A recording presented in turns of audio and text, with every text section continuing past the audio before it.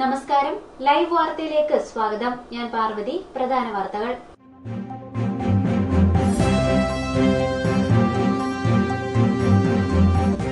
അനധികൃതമായി കടത്താൻ ശ്രമിച്ച 339 ചാക്ക് റേഷനരി പുനലൂരിൽ പിടികൂടി. അരി കടത്താൻ ശ്രമിച്ചത് കിളിമാനൂരിലെ ഗോഡൌണിലേക്ക്.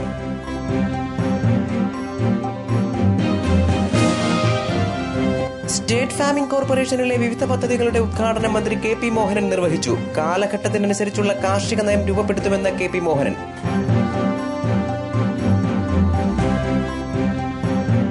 IAY ഗുണഭോക്താക്കൾക്ക് വീട് നിർമ്മാണം പൂർത്തിയാക്കാൻ പത്തനാപുരം ബ്ലോക്ക് പഞ്ചായത്ത് അവസാന ഗഡു തുക നൽകുന്നില്ലെന്ന് ആക്ഷേപം. നിരവധി കുടുംബങ്ങൾ ദുരിതത്തിൽ. കോൺഗ്രസ് പ്രക്ഷോഭത്തിന്. വാർത്തകൾ വിശദമായി. അനധികൃതമായി കടത്തിക്കൊണ്ടുപോകുവാൻ ശ്രമിച്ച 339 ചാക്ക് റേഷനരി പുനലൂർ പോലീസ് പിടികൂടി. 2 പേർ പിടിയിലായിട്ടുണ്ട്. വിശദമായ അന്വേഷണം ആരംഭിച്ചതായി പോലീസ് പറഞ്ഞു. കിളിമാനൂരിൽ നിന്ന് പാലക്കാട്ടേക്ക് കടത്താൻ ശ്രമിച്ച 339 ചാക്ക് റേഷനറിയാണ് പുനലൂർ SI KS ഗോപകുമാറിന്റെ നേതൃത്വത്തിലുള്ള പോലീസ് സംഘം പിടികൂടിയത്. വലിയ ടോറസ് വാഹനത്തിലാണ് അരി കടത്താൻ ശ്രമിച്ചത്. പാലക്കാട് ആലത്തൂർ സ്വദേശികളായ ഡ്രൈവർ കലാധരൻ, ക്ലീനർ പ്രമോദ് എന്നിവർ പിടിയിലായിട്ടുണ്ട്. പുനലൂർ കൊട്ടാരക്കര പാതയിൽ റേഷനറി കടത്തുന്നതായി ലഭിച്ച രഹസ്യവിവരത്തിന്റെ അടിസ്ഥാനത്തിൽ പോലീസ് നടത്തിയ പരിശോധനയിലാണ് അരി പിടികൂടിയത്. ദാരിദ്ര്യരേഖയ്ക്ക് താഴെയുള്ളവർക്ക് 1 രൂപയ്ക്ക് നൽകുന്ന റേഷനറിയാണ് കടത്തിക്കൊണ്ടുപോയത്. ഇത് പാലക്കാടുള്ള അരിമില്ലിൽ കൊണ്ടുപോയി പോളിഷ് ചെയ്ത് പുതിയ ചാക്കിലാക്കി പുതിയ ബ്രാൻഡിൽ വിപണിയിലെത്തിക്കുകയാണ് ഇവർ ചെയ്യുന്നത്. കേരളത്തിലെ പൊതുവിപണിയിൽ കിലോയ്ക്ക് 31 രൂപയ്ക്കാണ് അരി ലഭിക്കുന്നത്. ഇവർ കടത്തിക്കൊണ്ടുപോകുന്ന അരി പുതിയ നിറത്തിലും ചാക്കിലുമാകുമ്പോൾ 1 കിലോയ്ക്ക് 30 രൂപ ലാഭമാണ് ലഭിക്കുന്നത്. ഒരു ചാക്കിന് 2250 രൂപ ലാഭം കിട്ടും. 339 ചാക്ക് അരി പാലക്കാട്ടെ മില്ലിലെത്തി പുതിയ പാക്കറ്റിൽ വിപണിയിലെത്തുമ്പോൾ 7,67,750 രൂപയാണ് ലാഭം. ഇങ്ങനെ പ്രതിമാസം കടത്തുന്ന ലോറികളുടെ എണ്ണമനുസരിച്ച് ലാഭം കോടികളായി ഉയരും. കിളിമാനൂരിലുള്ള ഗോഡൌണിനെ കുറിച്ച് വ്യക്തമായ വിവരം ലഭിച്ചതായും പോലീസ് അറിയിച്ചു. കിളിമാനൂരുള്ള ഒരു ഗോഡൌണിൽ റേഷൻ കടകളിൽ നിന്നും ബ്ലാക്കിൽ അരി ശേഖരിക്കുകയും ഈ അരി പാലക്കാട്ടുള്ള അരിമില്ലിലേക്ക് കയറ്റി വെച്ചിട്ട് അവിടെ നിന്നും അത് പോളിഷ് ചെയ്ത് പുതിയ ചാക്കുകളിലാക്കി പുതിയ ബ്രാൻഡിൽ അത് കേരളത്തിലെ വിപണികളിൽ വിറ്റഴിക്കുകയാണ് ചെയ്യുന്നത്. അപ്പോൾ സർക്കാർ കൊടുക്കുന്ന 1 രൂപയ്ക്ക് കൊടുക്കുന്ന റേഷനരി വിപണിയിലെത്തുമ്പോൾ ഇന്നത്തെ മാർക്കറ്റ് വിലയ്ക്ക് അനുസരിച്ചുള്ള അരിയായിട്ട് മാറുന്നു. പോലീസിന് കിട്ടിയ രഹസ്യവിവരത്തിന്റെ അടിസ്ഥാനത്തിലാണ് ഇപ്പം ഈ പ്രതികളെ ഈ വാഹനം പരിശോധിച്ചിട്ടുള്ളതും തൊളിക്കോട് വെച്ചാണ് വാഹനം പരിശോധിച്ചിട്ടുള്ളതും പ്രതികളെ കസ്റ്റഡിയിലെടുത്തത്. 2 പ്രതികളുണ്ട്. ഒന്ന് ഒരു കലാധരൻ, പിന്നെ പ്രമോദ്. 2 പേരും പാലക്കാട് സ്വദേശികളാണ്. അരി ഗോഡൌണിന്റെ ഉടമസ്ഥനെ കുറിച്ചുള്ള അന്വേഷണം നടത്തി ഏറെക്കൂടി ഇതിനകത്ത് പ്രതിയാക്കുന്നതാണ്. നിരന്തരം കൊട്ടാരക്കര പുനലൂർ റൂട്ടിൽ കൂടെ ഇങ്ങനെ ബ്ലാക്കില് റേഷനറി പോകുന്നുണ്ട് എന്നുള്ള വിവരം കിട്ടിയ അടിസ്ഥാനത്തിൽ കൊട്ടാരക്കരയിലും പുനലൂരും വാഹന പരിശോധന ശക്തമാക്കിയിരുന്നു. ഇതിനു മുമ്പ് കൊട്ടാരക്കരയ്ക്ക് നിന്ന് ഒരു കേസ് ഷാഡോ പോലീസ് പിടികൂടുകയുണ്ടായി. News bureau, Punalur. വിപണിക്കും കാർഷിക വിളകളുടെ സംസ്കരണത്തിനും ഊന്നൽ നൽകുന്ന പുതിയ കാർഷിക നയം രൂപീകരിക്കുമെന്ന് മന്ത്രി കെ പി മോഹനൻ. SFCKയിലെ വിവിധ പദ്ധതികളുടെ ഉദ്ഘാടനം നിർവഹിച്ച് സംസാരിക്കുകയായിരുന്നു അദ്ദേഹം. കാലഘട്ടത്തിന്റെ മാറ്റം ഉൾക്കൊണ്ട് കൂടുതൽ ലാഭകരമായ കാർഷിക രീതി ഉൾക്കൊള്ളാൻ കഴിയണമെന്നും അല്ലാത്തപക്ഷം നാം ഏറെ പിന്നിലാകുമെന്നും കെ പി മോഹനൻ പറഞ്ഞു. ഹൈടെക് കൃഷിയുടെ പ്രാധാന്യവും സാധ്യതകളും എടുത്തു പറഞ്ഞുകൊണ്ടാണ് അദ്ദേഹം സംസാരിച്ചത്. 1972 സ്ഥാപിതമായ സ്റ്റേറ്റ് ഫാമിംഗ് കോർപ്പറേഷൻ ലാഭകരമല്ലാത്ത കരിമ്പ് കൃഷിയിൽ നിന്ന് റബ്ബർ കൃഷിയിലേക്ക് പ്രവേശിച്ചത് ലാഭം ലക്ഷ്യമാക്കിയായിരുന്നുവെന്നും അദ്ദേഹം ഓർമ്മിപ്പിച്ചു. വിപണിക്കും കാർഷിക വിളകളുടെ സംസ്കരണത്തിനും ഊന്നൽ നൽകിക്കൊണ്ടുള്ള പുതിയ കാർഷിക നയം രൂപീകരിക്കുമെന്നും താലൂക്കുകൾ അടിസ്ഥാനപ്പെടുത്തി ഉത്പാദക സംഘങ്ങളുടെ കമ്പനി രൂപീകരിക്കുമെന്നും മാർച്ച് 31 ഇതിനുള്ള പ്രവർത്തനാനുമതി നൽകുമെന്നും മന്ത്രി പറഞ്ഞു. നിശ്ചയദാർഢ്യത്തോടുകൂടി ചെയ്യാൻ സാധിക്കും. രണ്ടാമത് വിഷൻ ആവശ്യമാണ്. ഒരു കാഴ്ചപ്പാടുണ്ടാണ്. ഏത് കാര്യം ചെയ്യുമ്പോൾ ഒരു കാഴ്ചപ്പാടുണ്ടാവണം. അതിന്റെ ഔട്ട്കം എന്താണെന്ന് മനസ്സിലാക്കണം. എന്താണ് അതിന് കിട്ടാൻ പോകുന്നത്, ഉത്പാദനത്തിന് എന്ത് കിട്ടാൻ പോകുന്നു എന്നതിനെ കുറിച്ചൊക്കെ തന്നെ അറിയാൻ നമുക്ക് സാധിക്കണം. അതിലൂടെ മാത്രമേ നമുക്ക് ലക്ഷ്യത്തിലേക്ക് എത്താൻ സാധിക്കുള്ളൂ. ആദ്യമേ തുടങ്ങി വെച്ച് അവസാനം കാണുന്നുള്ളൂ. നമുക്ക് കാർഷിക മേഖലയിൽ ഉണ്ടായിരുന്ന ഏറ്റവും വലിയ അപകടമായിരുന്നു നമ്മൾ ഒരിക്കലും വിപണി കണ്ടെത്തിയില്ല. കേരളത്തിൽ വിപണി എന്നൊരു വസ്തുത ഉണ്ടായിരുന്നില്ല. നമ്മളിപ്പോൾ ഏറ്റവും കൂടുതൽ ഊന്നൽ കൊടുത്തത് ഈ 2 വർഷമായിട്ട് കൂടുതൽ വിപണന കേന്ദ്രങ്ങൾ ഉണ്ടാവുക എന്നതാണ്. വിപണി ഉണ്ടായാൽ മാത്രമേ കൂടുതൽ ഉത്പാദനത്തിനുള്ള മനസ്സുണ്ടാവുകയുള്ളൂ. കർഷകർ ഉത്പാദിപ്പിക്കുന്ന ഉൽപ്പന്നങ്ങൾ വിപണിയിലേക്ക് എത്തിക്കണമെങ്കിൽ അതിന്റെ ഇടയ്ക്ക് ഒരു കാര്യം കൂടിയുണ്ട്, സംസ്കരണം. കാർഷികോൽപ്പന്നങ്ങളും മറ്റു പഴവർഗ്ഗ ഉൽപ്പന്നങ്ങളും മറ്റും സംസ്കരിച്ചെടുത്തുകൊണ്ട് വിപണിയിലേക്ക് എത്തിച്ചാൽ മാത്രമേ വിപണി സജ്ജമാവുകയുള്ളൂ. സംസ്ഥാന ഫാമിംഗ് കോർപ്പറേഷനിലെ റബ്ബർ തോട്ടങ്ങളിലെ റീപ്ലാന്റിംഗ് പദ്ധതികളുടെ ഉദ്ഘാടനം അദ്ദേഹം റബ്ബർ തൈ നട്ടുകൊണ്ട് നിർവഹിച്ചു. പട്ടികവർഗ വിഭാഗക്കാർക്ക് കോർപ്പറേഷനിൽ സ്ഥിര നിയമനം നൽകുന്ന ചടങ്ങും വിവിധ മേഖലകളിൽ കഴിവ് തെളിയിച്ച ജീവനക്കാർക്കും വിദ്യാർത്ഥികൾക്കുമുള്ള പുരസ്കാരദാനവും മന്ത്രി നിർവഹിച്ചു. ചിതൽവെട്ടി എസ്റ്റേറ്റ് അങ്കണത്തിൽ നടന്ന ചടങ്ങിൽ പത്തനാപുരം MLA KB ഗണേഷ് കുമാർ അധ്യക്ഷനായി. തൊഴിൽ വകുപ്പിനും KSRTCക്കുമെതിരെ രൂക്ഷമായ വിമർശനം ഉയർത്തിക്കൊണ്ടാണ് അദ്ദേഹം സംസാരിച്ചത്. തൊഴിലാളികൾക്ക് ആധുനിക രീതിയിലുള്ള സൌകര്യങ്ങൾ ഒരുക്കുന്നതിൽ തൊഴിൽ വകുപ്പ് പരാജയമാണെന്നും കാലം പുരോഗമിച്ചിട്ടും കശുവണ്ടി ഫാക്ടറികളിലെ തൊഴിലാളികൾ ഇപ്പോഴും തറയിൽ തന്നെ ഇരുന്നാണ് ജോലി ചെയ്യുന്നതെന്നും അദ്ദേഹം കുറ്റപ്പെടുത്തി.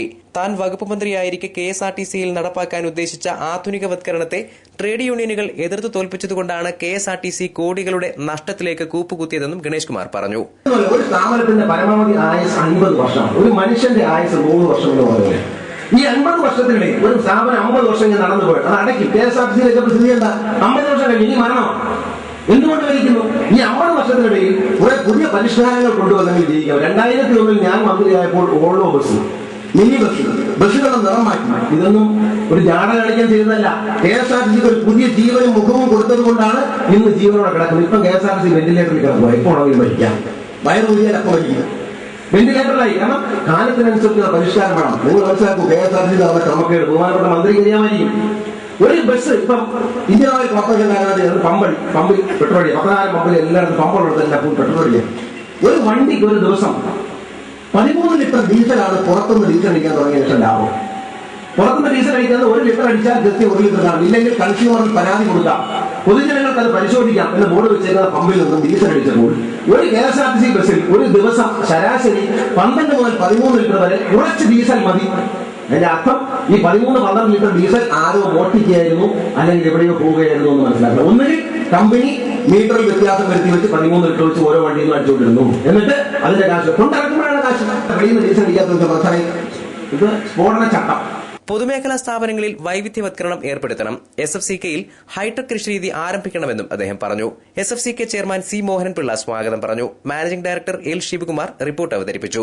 ജില്ലാ panchayat president S Jayamohan, Bharathipuram Sasi, block panchayat president Asha Sasidharan, ജില്ലാ പഞ്ചായത്ത് അംഗം ലതാ C നായർ, പത്തനാപുരം ഗ്രാമപഞ്ചായത്ത് പ്രസിഡന്റ് M ഫാത്തിമ ഖാൻ, പിറവന്തൂർ ഗ്രാമപഞ്ചായത്ത് പ്രസിഡന്റ് K ജോസ് തുടങ്ങിയവർ സംസാരിച്ചു. News bureau, Pathanapuram. ചെറിയ ഒരു ഇടവേളയ്ക്ക് ശേഷം തെന്മലയിൽ വീണ്ടും പുലി ഇറങ്ങി. ഞായറാഴ്ച ജനവാസ മേഖലയിൽ ഇറങ്ങിയ പുലി മുയലുകളെ കൊന്നു. അതേസമയം വനാതിർത്തിയിൽ സൌരോർജ്ജവേലി നിർമ്മിക്കാൻ തുക അനുവദിച്ചിട്ടും നിർമ്മാണം തുടങ്ങിയിട്ടില്ല. തെന്മല റെയിൽവേ പുറമ്പോക്കിൽ പിച്ചകത്തടത്തിൽ രാജപ്പന്റെ 10ഓളം മുയലുകളെയാണ് പുലി കൊന്നത്. ഞായറാഴ്ച പുലർച്ചെയാണ് സംഭവം. ഒരു മുയലിനെ ഭക്ഷിക്കുകയും ബാക്കിയുള്ളവയെ കൊലപ്പെടുത്തുകയും ചെയ്ത നിലയിലാണ് കണ്ടെത്തിയത്. വീടിന്റെ പരിസരത്ത് പുലിയുടെ കാൽപ്പാടുകൾ കണ്ടെത്തിയിട്ടുണ്ട്. പുലർച്ചെ 3 മണിക്ക് നായയുടെ കുര കേട്ടതായും അടുക്കളയുടെ ജനാല വഴി ടോർച്ചടിച്ചു നോക്കിയപ്പോൾ പുലി മുയലുകളെ ആക്രമിക്കുന്നത് കണ്ടതായും രാജപ്പന്റെ മകൻ സുനിൽകുമാർ പറഞ്ഞു. ഇറങ്ങി നോക്കുമ്പം മുയലും കൂടി തുറന്നു കിടക്കുകയും മുയൽ ഒരു 10-20ഓളം കൂടിനകത്തും പുറത്തുമായി ചത്തു കിടക്കുന്നതാണ് കണ്ടത്. നിരന്തരമായി ഈ സമീപപ്രദേശങ്ങളിലെല്ലാം പുലി ഇറങ്ങുകയും ഇന്നലെ വളർത്തുമൃഗങ്ങളെ പിടിച്ചുകൊണ്ടിരിക്കുകയാണ്. അത് മിനിയാന്ന് തന്നെ തമ്മല സുശീല എന്ന് പറയുന്ന ഒരു വീട്ടിലെ വളർത്തുന്നതായെ പുലി പിടിച്ച് കൊന്നിടുകയുണ്ടായി. മുയൽക്കൂടിനോട് ചേർന്ന് ആട്ടിൻകുട്ടിയെ കെട്ടിയിരുന്നുവെങ്കിലും പുലി ആടിനെ ആക്രമിച്ചില്ല. കിഴക്കൻ മേഖലയിൽ വന്യമൃഗങ്ങളുടെ ആക്രമണം നേരത്തെ തന്നെ മാധ്യമങ്ങൾ റിപ്പോർട്ട് ചെയ്തിരുന്നു. സൌരോർജ്ജവേലി നിർമ്മിക്കാൻ അനുമതി ലഭിച്ചെങ്കിലും ഇതിന്റെ നിർമ്മാണ പ്രവർത്തനങ്ങൾ ആരംഭിക്കാൻ വനംവകുപ്പിന് ഇനിയും കഴിഞ്ഞിട്ടില്ല. ഇടമൺ മുതൽ തെന്മല വരെ സൌരോർജ്ജവേലി നിർമ്മിക്കാൻ 7 ലക്ഷം രൂപയാണ് അനുവദിച്ചിരിക്കുന്നത്. തുടർച്ചയായിട്ട് ഇങ്ങനെ വന്യമൃഗങ്ങൾ നാട്ടിലിറങ്ങുകയും വളർത്തുമൃഗങ്ങളെയും കൃഷിയും ഒക്കെ നശിപ്പിക്കുന്ന രീതിയാണ് നടന്നുകൊണ്ടിരിക്കുന്നത്. ഇതിനെതിരെ വനപാലകർ ശക്തമായ നടപടി സ്വീകരിക്കുന്നില്ല. സോളാർ പാനൽ പിടിപ്പിക്കുമെന്ന് പൈസ അനുവദിച്ചിട്ടും അത് ഇതുവരെ പ്രവർത്തനം ആരംഭിച്ചിട്ടില്ല. വളർത്തുമൃഗങ്ങളെ നഷ്ടപ്പെടുന്നവർക്ക് വനംവകുപ്പ് നഷ്ടപരിഹാരം നൽകുന്നില്ലെന്ന ആക്ഷേപവുമുണ്ട്. വളർത്തുമൃഗങ്ങളെ നഷ്ടപ്പെടുന്നതിലൂടെ ഉപജീവനം നഷ്ടപ്പെടുന്നവർക്ക് ഉടൻ നഷ്ടപരിഹാരം നൽകണമെന്നും സൌരോർജ്ജവേലി അടിയന്തരമായി സ്ഥാപിക്കണമെന്നും RSP നേതാവ് M നാസർ ഖാൻ ആവശ്യപ്പെട്ടു. ജീവനുള്ള ഒന്നിനെയും തന്നെ ഇവിടെ വളർത്താൻ വയ്യാത്തൊരവസ്ഥ. ആടിനെ വളർത്തിയും കോഴിയെ വളർത്തിയും പശുവിനെ വളർത്തിയും ചെവിയനെ വളർത്തിയും ഒക്കെ ജീവിച്ചുകൊണ്ടിരുന്ന കൃഷിക്കാരുടെ ജീവിത രീതി ആകെ താറുമാറായിരിക്കുന്നു. ഈ പ്രദേശത്തുള്ള കൃഷിക്കാരാകെ ഇതിനെ വിൽക്കുകയും മറ്റുമൊക്കെ ചെയ്യുകയും അവശേഷിക്കുന്നതിനെ പുലിയും മറ്റുമൊക്കെ ഇറങ്ങി നശിപ്പിക്കുകയും ഒക്കെ ചെയ്യുന്ന ഒരവസ്ഥ. എന്നാൽ ഇത് ഫോറസ്റ്റ് ഡിപ്പാർട്ട്മെന്റ് ഇതിനെതിരെ ആവശ്യമായ നടപടികൾ സ്വീകരിക്കാനോ ഇവർക്ക് മതിയായ നഷ്ടപരിഹാരം കൊടുക്കാനോ ഇവരെ സംരക്ഷിക്കാനോ ഒന്നും തയ്യാറാവുന്നില്ല. പരാതി കൊടുക്കുന്ന 100 പരാതി കൊടുക്കുമ്പോൾ 1 2 പരാതികൾ അവർ പരിശോധിക്കും. അതിന് 500 1000 രൂപ കൊടുക്കും. 500 1000 രൂപ കൊണ്ട് ആ കൃഷിക്കാരന് നഷ്ടപ്പെട്ടതിൻ്റെ ഒരു 100 അംശം പോലും അവന് പരിഹാരമാവുന്നില്ല. വളരെ കർശനമായി ഗവൺമെൻറ് ആവശ്യമായ നടപടികൾ സ്വീകരിക്കണം. ഡിപ്പാർട്ട്മെന്റ് ആവശ്യമായ നടപടികൾ സ്വീകരിക്കണം. ഈ സൗരോർജ്ജ വേലികൾ സ്ഥാപിക്കും അതിനനുവദിച്ചിട്ടുണ്ട്, പൈസ വന്നിട്ടുണ്ട് എന്ന് പറയുന്നതല്ലാതെ അത് സ്ഥാപിച്ച് ഈ വന്യമൃഗങ്ങളെ വനത്തിനുള്ളിൽ സംരക്ഷിക്കുന്ന ഒരവസ്ഥ ഡിപ്പാർട്ട്മെന്റ് അടിയന്തരമായി അതിന് സ്പീഡ് കൂട്ടണം. അടിയന്തരമായി സ്ഥാപിക്കുന്നതിന് ആവശ്യമായ നടപടികൾ സ്വീകരിക്കണം. അല്ലാത്ത പക്ഷം കൃഷിക്കാരുടെ ശക്തമായ പ്രക്ഷോഭങ്ങൾ ഉയർന്നു വരും. അത് അക്രമാസക്തമായ പ്രക്ഷോഭങ്ങളിലേക്ക് അവരുടെ ജീവിതമാർഗം വഴിവിട്ട് നിൽക്കുമ്പോൾ പോയാൽ ഉത്തരവാദി ഫോറസ്റ്റ് ഡിപ്പാർട്ട്മെന്റോ ഗവൺമെന്റോ മാത്രമായിരിക്കും. നഷ്ടപരിഹാര തുക വർഷത്തിൽ 2 ലക്ഷം രൂപയുള്ളത് ഉയർത്താൻ വനംവകുപ്പ് നടപടി സ്വീകരിക്കണമെന്നും അദ്ദേഹം പറഞ്ഞു. News bureau, Thenmala. നാഗമലയിൽ കാട്ടാന ചരിഞ്ഞതുമായി ബന്ധപ്പെട്ട് കെഎസ്ഇബിയും വനംവകുപ്പും രണ്ടു തട്ടിൽ. താഴ്ന്നു നിന്ന വൈദ്യുതി കമ്പിയിൽ തട്ടി ആനയ്ക്ക് ഷോക്കേറ്റതായി വനംവകുപ്പ് പറയുമ്പോൾ പൊട്ടിവീണ കമ്പിയിൽ തട്ടി ഷോക്കേറ്റെന്നാണ് കെഎസ്ഇബിയുടെ വാദം. നാഗമല എസ്റ്റേറ്റിൽ കാട്ടാന ചരിഞ്ഞത് സംബന്ധിച്ച് കെഎസ്ഇബിക്കും വനംവകുപ്പിനും രണ്ടഭിപ്രായം. താഴ്ന്നു നിന്ന വൈദ്യുതി ലൈനിൽ നിന്ന് ഷോക്കേറ്റ് ആന ചരിഞ്ഞതായി വനംവകുപ്പ് പറയുമ്പോൾ പൊട്ടിവീണ വൈദ്യുത കമ്പിയിൽ തട്ടി ആന ചരിഞ്ഞെന്നാണ് കെഎസ്ഇബിയുടെ വാദം. ആനയ്ക്ക് ഷോക്കേറ്റ പ്രദേശത്ത് 11 kV ലൈൻ സാധാരണയിലും താഴ്ന്നാണ് വലിച്ചിരിക്കുന്നതെന്നും ലൈൻ കടന്നുപോകുന്ന ഭാഗത്ത് കെഎസ്ഇബി മരച്ചില്ലകൾ വെട്ടിമാറ്റാത്തതിനാൽ കാട്ടുവള്ളികൾ കമ്പിയിൽ പടർന്നു പിടിക്കുകയും ആന തുമ്പിക്കൈ കൊണ്ട് ലൈനിൽ പിടിച്ചപ്പോൾ ഷോക്ക് ഏൽക്കുകയും ചെയ്തുവെന്നാണ് വനംവകുപ്പ് സമർത്ഥിക്കുന്നത്. ഇത് ഇലക്ട്രിസിറ്റി നിന്നാണ് ഷോക്കടിച്ചാണ് ഇത് ചരിഞ്ഞത്. പിന്നെ ആന ചത്തായിട്ട് അവിടെ വിളിച്ചു പറഞ്ഞത് ഇലക്ട്രിസിറ്റി ഓഫീസിൽ നിന്നാണ് പറഞ്ഞത്. അപ്പോൾ അതനുസരിച്ച് നമ്മൾ കിട്ടിയ മെസ്സേജ് അനുസരിച്ച് നമ്മൾ എല്ലാ സ്റ്റാഫുകളും ഞങ്ങൾ റേഞ്ചേഴ്സ് ഉൾപ്പെടെ എല്ലാവരും ഇവിടെ സൈറ്റിൽ വന്നു കഴിഞ്ഞിട്ട് നമ്മൾ ഇതിനോടൊപ്പം തന്നെ കാട്ടിൽ തന്നെയാണ് ഇന്നലെ കിടന്നതും നമ്മുടെ സ്റ്റാഫുകളെല്ലാവരും ഇവിടെ ഉണ്ടായിരുന്നു. എന്നാൽ കഴിഞ്ഞ 21-ന് അതിശക്തമായ ഇടിമിന്നലുണ്ടായെന്നും ഇതിൽ ലൈൻ പൊട്ടി വീണതാണെന്നും 11 kV ലൈൻ 17 അടി ഉയരത്തിലാണ് സ്ഥിതി ചെയ്യുന്നതെന്നും കെഎസ്ഇബി പറയുന്നു. പൊട്ടിവീണ ലൈനിൽ തട്ടിയാണ് ആന ചരിഞ്ഞത് എന്നാണ് കെഎസ്ഇബിയുടെ വാദം.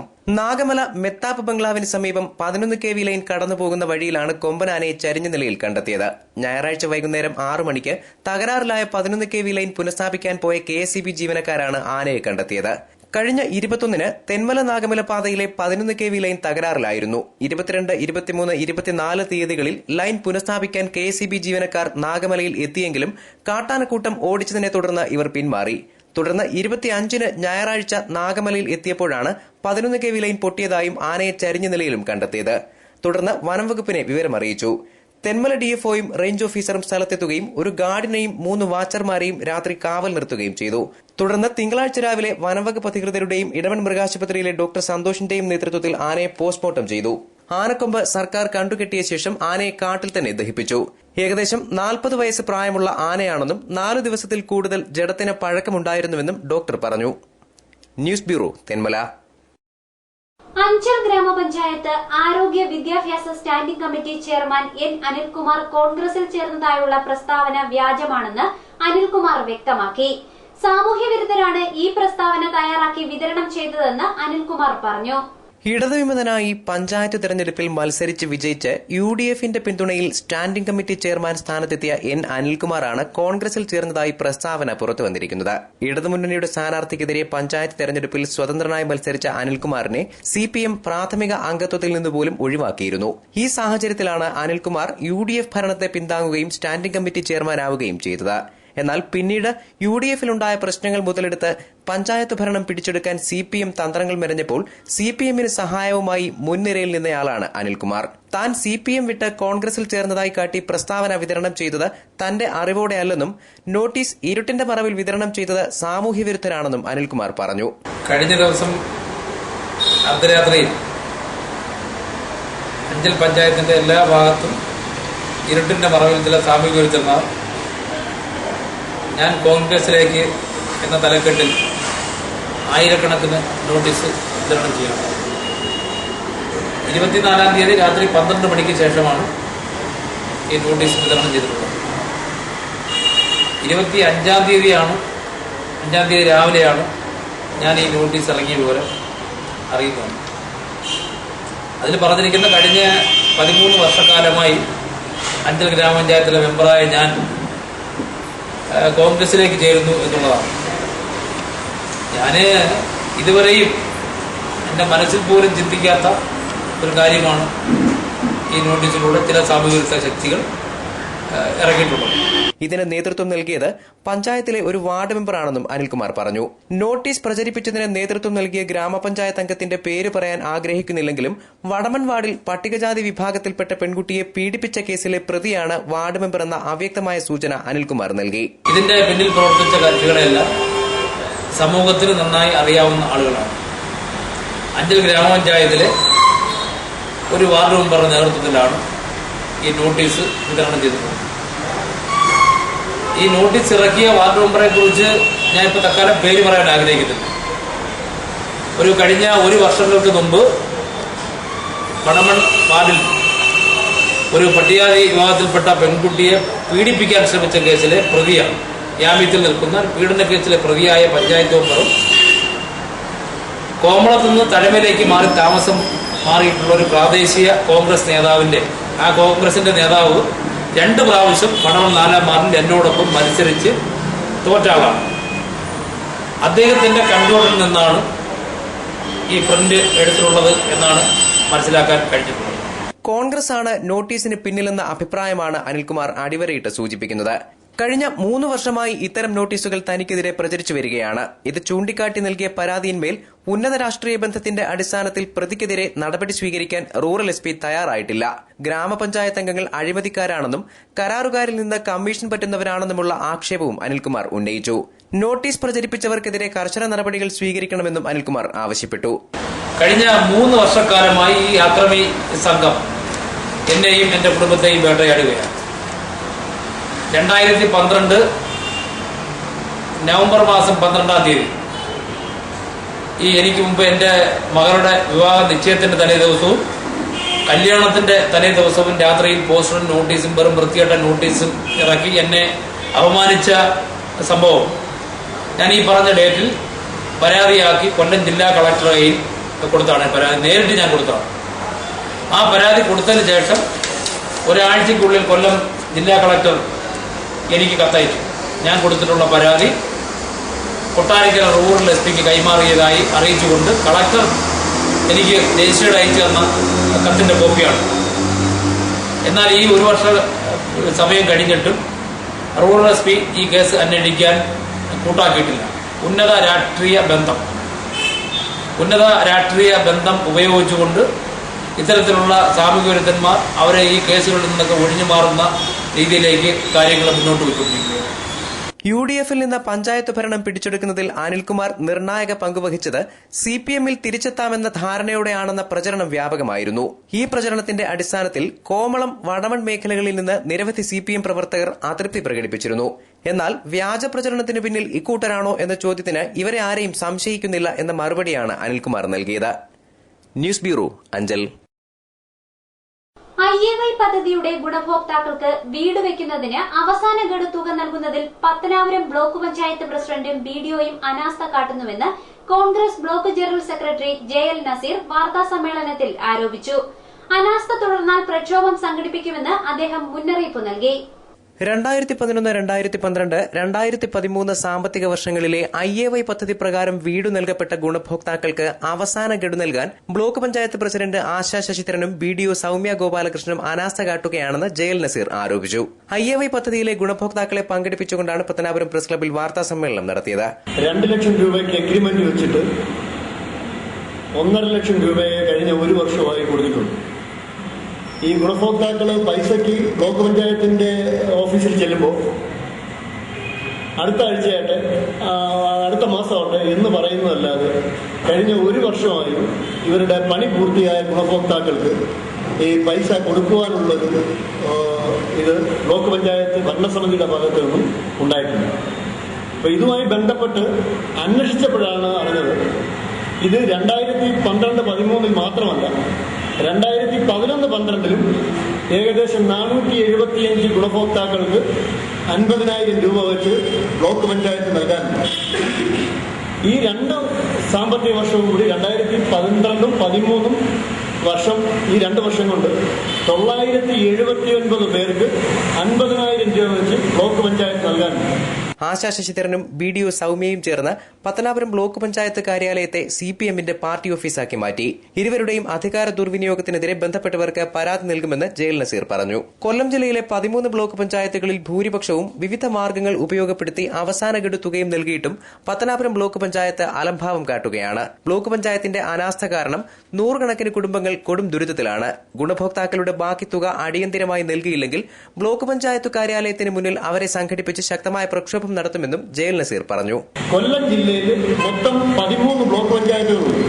ആ 13 ബ്ലോക്ക് പഞ്ചായത്തുകളിലെ മഹാഭൂരിപക്ഷം വരുന്ന ബ്ലോക്ക് പഞ്ചായത്തുകളും വിവിധ മാർഗങ്ങൾ ഉപയോഗിച്ച് ഈ ഗുണഭോക്താക്കൾക്ക് പൈസ കൊടുത്തു കഴിഞ്ഞു. പത്തനാപുരം ബ്ലോക്ക് പഞ്ചായത്ത് മാത്രം ഈ അനാസ്ഥയും അലംഭാവവും കാരണം ഈ വീട് കിട്ടപ്പെട്ട ഈ ഗുണഭോക്താക്കള് ബ്ലോക്ക് പഞ്ചായത്തിന്റെ പണികൾ കയറി ഇറങ്ങുന്നതല്ലാതെ ഇതിന് യാതൊരു പരിഹാരവും ഇല്ലാത്ത അവസ്ഥയാണ്. ഇത് ഒന്നോ രണ്ടോ പേരുടെ അവസ്ഥയല്ല, 979 പേർക്ക് പത്തനാപുരം ബ്ലോക്കിന്റെ കീഴിൽ ഈ അയ്യവരി പദ്ധതിയുടെ 50,000 രൂപ വെച്ച് കിട്ടാൻ മതി. News bureau, Pathanapuram. കനത്ത മഴയിൽ കല്ലടയാറ്റിലൂടെ ഒഴുകിവന്ന മലമ്പാമ്പിനെ പുനലൂർ തൂക്കുപാലത്തിനു സമീപത്ത് നാട്ടുകാർ പിടികൂടി വനപാലകർക്ക് കൈമാറി. കിഴക്കൻ മേഖലയിലുണ്ടായ കനത്ത മഴയിൽ കല്ലടയാറ്റിലൂടെ ഒഴുകിവന്ന ഒരു മലമ്പാമ്പിന്റെ കഥയാണിത്. കാഴ്ചകൾ കണ്ട് നീന്തി തുടിച്ച് അവൻ തൂക്കുപാലത്തിനടുത്തെത്തി. അപ്പോഴാണ് അത് സംഭവിച്ചത്. കല്ലടയാറ്റിലൂടെ മലമ്പാമ്പ് വരുന്നതായി കരയിൽ പെട്ടെന്ന് വാർത്ത പരന്നു.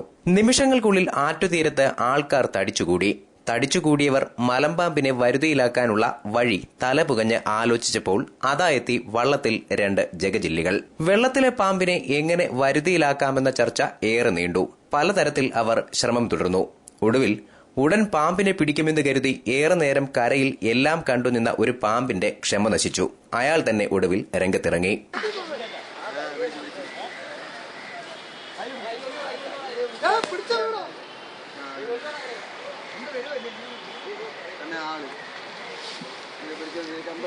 വള്ളത്തിൽ പാമ്പിനെ പിടിക്കാനെത്തിയവർ എന്തോ കളഞ്ഞ അണ്ണാനെ പോലെ ഇരിക്കുമ്പോൾ വെള്ളത്തിൽ കിടന്ന പാമ്പിനെ തോളിലിട്ട് നമ്മുടെ ധൈര്യശാലിയായ പാമ്പ് കാണികൾക്കായി ഒരു പ്രകടനവും നടത്തി.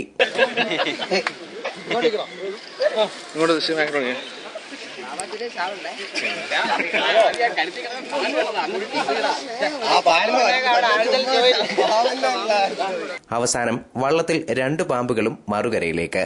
മലമ്പാമ്പിനെ പിന്നീട് വനപാലകർക്ക് കൈമാറി. News bureau, Punalur. കലഞ്ഞൂർ പഞ്ചായത്തിലെ മാങ്കോട് ഗവൺമെന്റ് ഹയർ സെക്കൻഡറി സ്കൂളിൽ സ്റ്റുഡന്റ് പോലീസ് കേഡറ്റ് യൂണിറ്റ് പ്രവർത്തനം തുടങ്ങി. മന്ത്രി അടൂർ പ്രകാശ് ഉദ്ഘാടനം ചെയ്തു.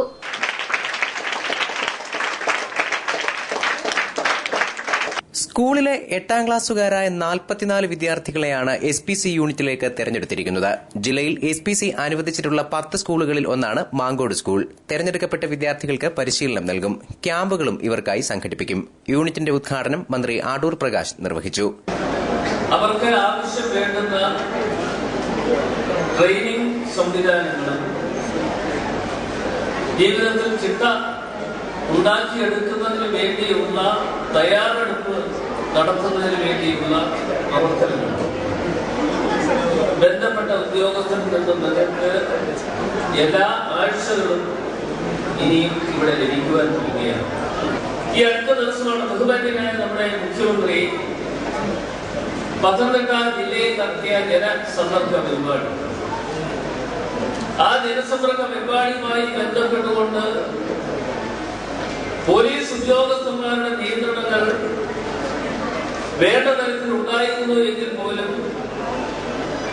മുഖ്യമന്ത്രി തീർപ്പ് കൽപ്പിക്കുന്ന ഓരോ അപേക്ഷകരെയും കൃത്യമായി എവിടെ കൊണ്ടുവന്ന് എത്തിക്കണം എന്നും അവർക്ക് കിട്ടിയ തീർപ്പ് കൽപ്പിച്ചതിന്റെ തീരുമാനങ്ങൾ ലഭ്യമാകേണ്ടത് എവിടെയാണ് എന്ന് വെച്ചാൽ അവരെ കൊണ്ടുവന്ന് താലൂക്ക് അധികാരികളുടെ മുന്നിൽ ഉദ്യോഗസ്ഥന്മാരുടെ മുന്നിൽ എത്തിക്കുന്നതിനുള്ള ചുമതലകൾ ഏറ്റെടുത്തത് നമ്മുടെ വിദ്യാർത്ഥികളായിരുന്നു പത്തനംതിട്ട ജില്ലയിൽ.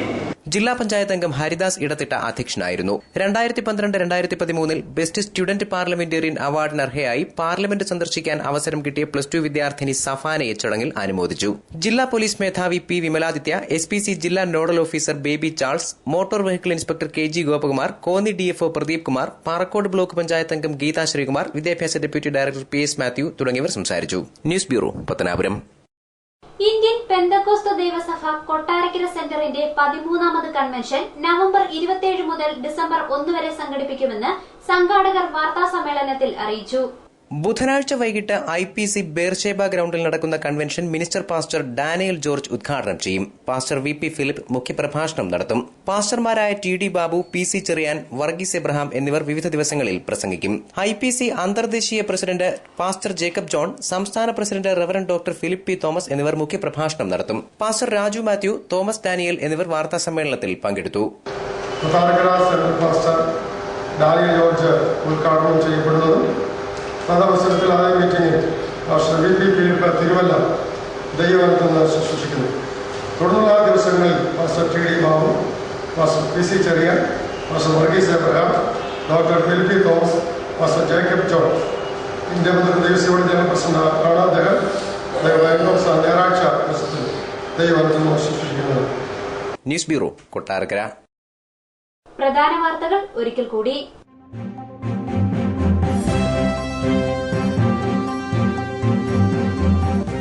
അനധികൃതമായി കടത്താൻ ശ്രമിച്ച 339 ചാക്ക് റേഷനരി പുനലൂരിൽ പിടികൂടി. അരി കടത്താൻ ശ്രമിച്ചത് കിളിമാനൂരിലെ ഗോഡൌണിലേക്ക്.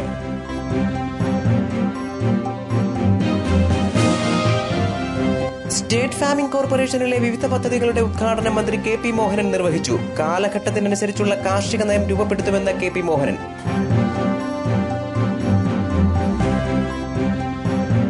IAY ഗുണഭോക്താക്കൾക്ക് വീട് നിർമ്മാണം പൂർത്തിയാക്കാൻ പത്തനാപുരം ബ്ലോക്ക് പഞ്ചായത്ത് അവസാന ഗഡു തുക നൽകുന്നില്ലെന്ന ആക്ഷേപം.